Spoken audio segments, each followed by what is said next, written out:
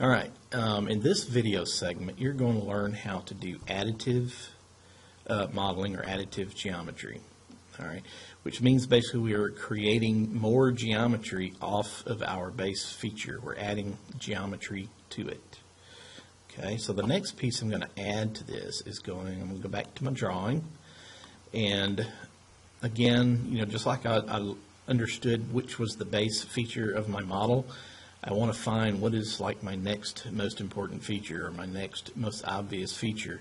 And looking at this, I'm going to say that the cab here, the engineer's cab, is the portion that I'm going to add to it. All right, so we have to get some measurements, and I see that it is 2.725 inches tall, and it is also 1.75 inches wide, and its depth is going to be 2 inches, just like the base.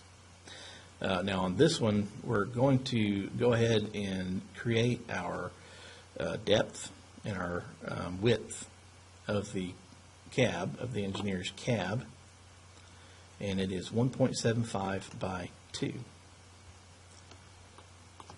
Create a sketch. And it's going to be right here.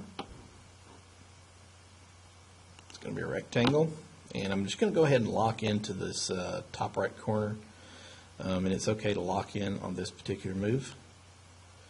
I'm going to click and drag, and again I'm going to lock in at the 2 inches. As you see there on my screen, I'm already at my depth of 2 inches, and now I'm going to get my 1.75 inches wide, and the other square down at the bottom is already highlighted in blue, 1.75, and enter.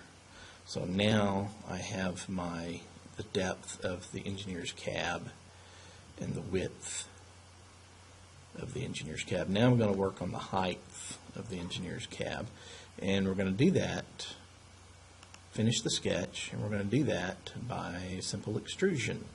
Now how far is that extrusion? Well, let's see, 2.725, that's how high this cab is, but I have to take into consideration that I've already built this base piece right here, so I don't want to make the cab 2.75 inches from this point, and then it's going to be too tall. And what I'm going to use here is a little geometric math in my modeling to get the height that I want out of this cab. So the total height from the base all the way to the top is 2.725 inches. However, I've already got 0.875 inches included in what I'm doing.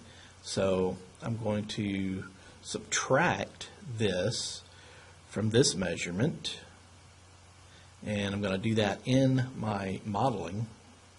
I'll show you how to do that. So we're going to extrude, and a distance that we're going to extrude, and this is where the math comes in. So our total distance was, again looking back, 2.725.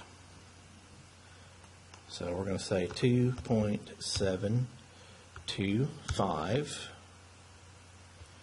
and space, put in a minus symbol, and we're going to get our other measurement of the base feature. It is 0.875.